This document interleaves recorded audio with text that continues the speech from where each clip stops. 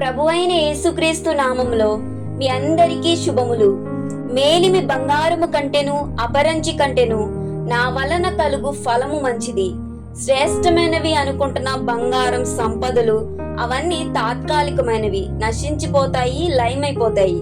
కానీ దేవుని జ్ఞానం వలన కలిగే వచ్చుబడి శాశ్వతమైనది, స్థిరమైనది, నిజమైన సంతృప్తినిస్తుంది. బానిసగా అమ్మివేయబడిన యోసేపు దేవుని జ్ఞానం ద్వారా అదే దేశానికి అధికారి అయ్యాడు. గొర్రెల కాపరిగా ఉన్న దావీదు దేవుని జ్ఞానం ద్వారా అదే దేశానికి రాజయ్యాడు. కేవలం ఐశ్వర్యాన్ని కూడబెట్టడంపై దృష్టి పెట్టకుండా నీతి, సత్ప్రవర్తనతో దేవునితో సంబంధాన్ని కలిగి ఉండడం ద్వారా ఈ జ్ఞానాన్ని మనం పొందుకొనగలం. ఇది అన్నిటికంటే గొప్పది.